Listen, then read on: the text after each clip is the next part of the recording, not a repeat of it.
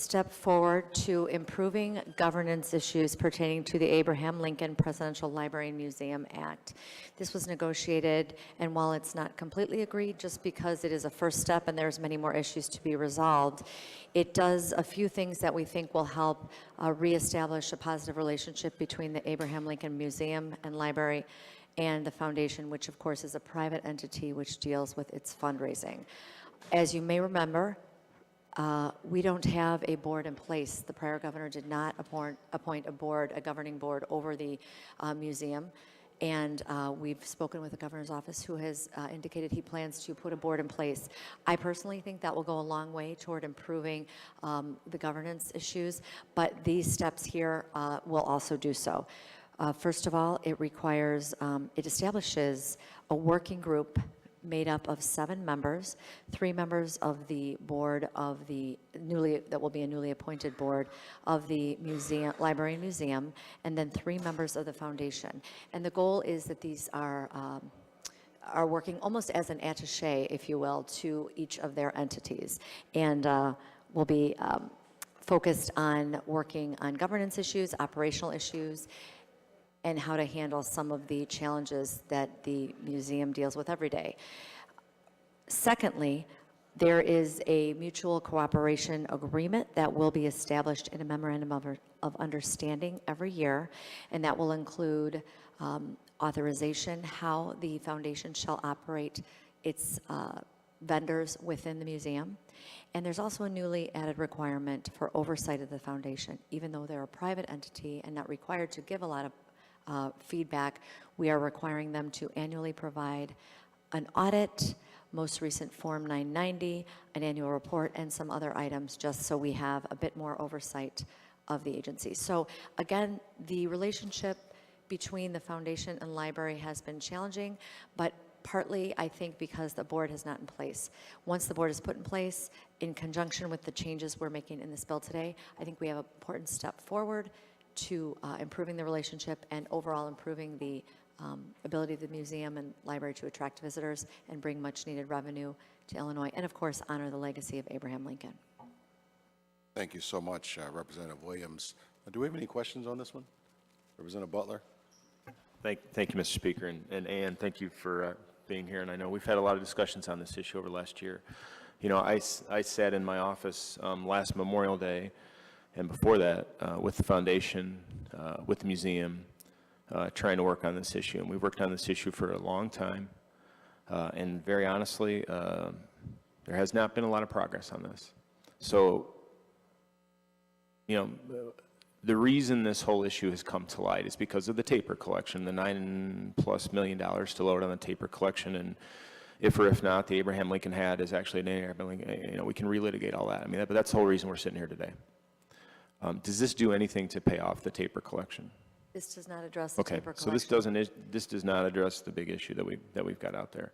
So I don't know. I'm going to disagree with that. I think it puts some steps in place that will move us forward to addressing some of the challenges, including that issue. So currently in the museum, the Library and Museum Act, which passed in the 100th General Assembly, it was a Speaker Madigan bill that I was happy to be chief co-sponsor of. One of the rare Madigan, Curry, Butler bills, I'm sure, that will ever take place in the General Assembly.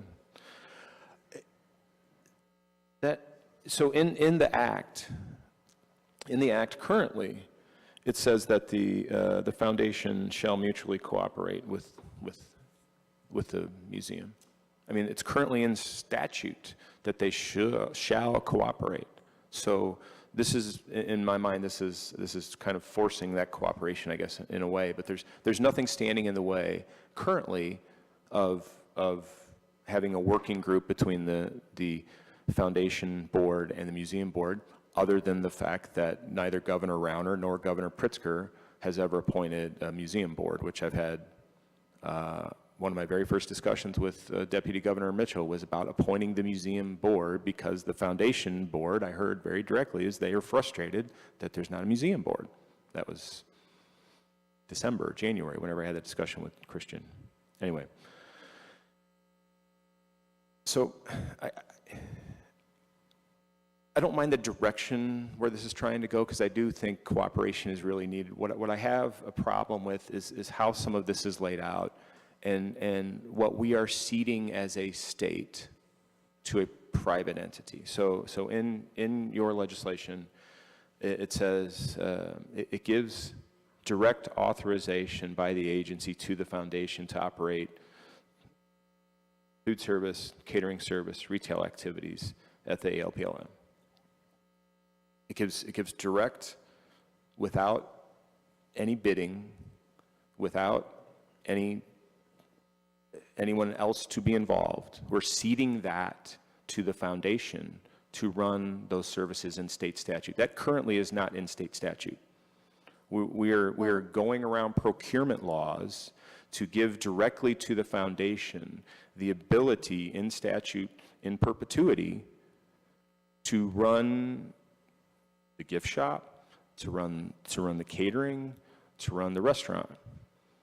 I don't think we're going around procurement laws. Procurement laws did not apply in this situation. We were not mandated under any procurement law. We haven't done away with that. The museum isn't mandated by, I don't believe this is a freestanding agency, and even in the Abraham Lincoln Presidential Library and Museum is a freestanding agency. Yes, so I don't see us as ceding any prior requirement on the procurement. What we've done here, and I believe that there's a lot of room for further discussion with the working group. For example, this mutual cooperation, it may provide for that, but that part of that agreement could be to outsource it to another entity. There's But we're ceding that to, it says an authorization by the agency for the foundation to operate. Directly or through subcontractors. And part of that conversation, I believe, could be to go out for bid if we thought that was the most fiscally responsibly way to operate.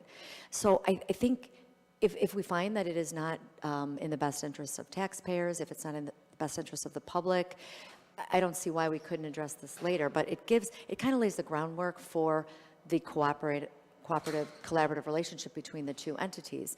And it could be that the best deal is to go through an outside vendor. That I don't see that precluded in this language. But that will be then the foundation's, mandated. that will be the foundation's responsibility, not the agency's, to go to an outside vendor. But again, it's mutual cooperation, and it's an agreement that's established. So that could be part of the agreement, I would submit. You could make that part of the agreement once we have the new board in place. And, I do believe that the governor's office is a bit more engaged than the prior administration in this issue. I've had several conversations with Deputy Governor Ruiz about this. I know he has a lot of interest in many of the same goals that you do, Representative. So I feel optimistic that we'll be able to look at some of these issues beyond just here in the General Assembly. We don't want to micromanage the foundation. We don't want to micromanage the library and museum, although we all agree, I think, that more oversight and guidance is needed. And I know in the interest of time, Mr. Chairman, we have session. So you had mentioned the reporting that's spelled out in this legislation.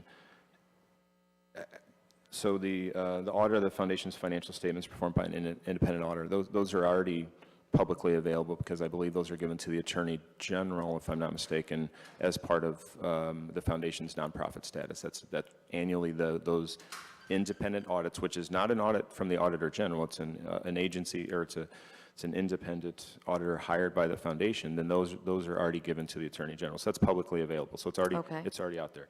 The 990s, as we all know, as we're all aware, 990s are publicly available documents. I have the 990s. That you can go online and find the 990s.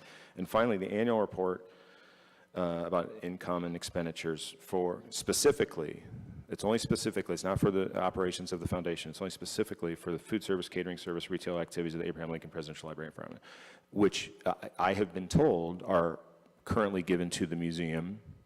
Those are currently given to the museum annually, which means they would be publicly available through FOIA.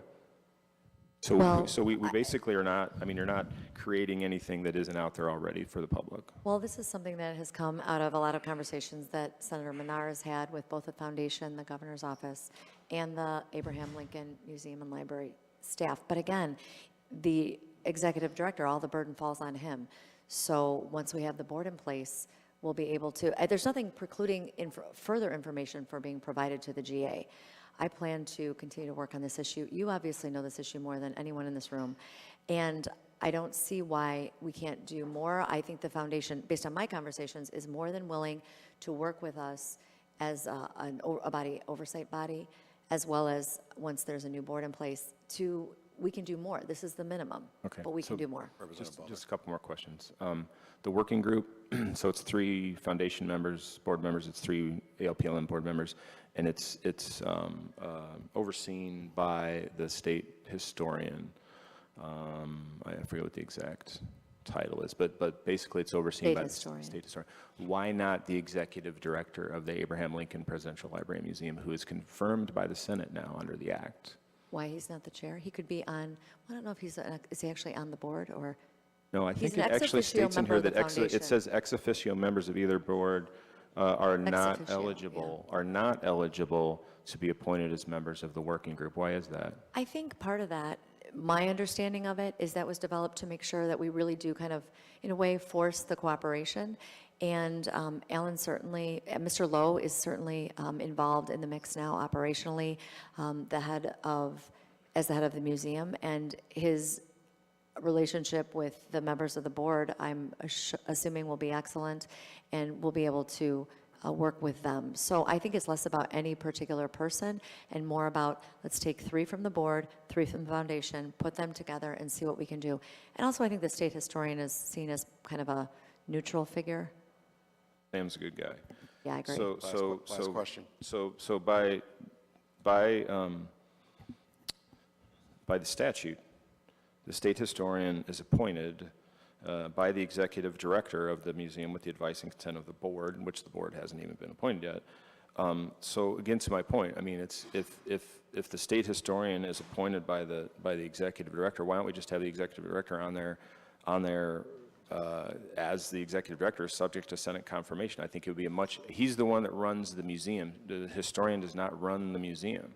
The historian. Well, I think as a practical matter, and unfortunately, the museum and library and museum and the foundation board have been at odds around many issues. Okay. I've noticed and I think you have too, if you meet with one group, you get a really different perspective than the other group.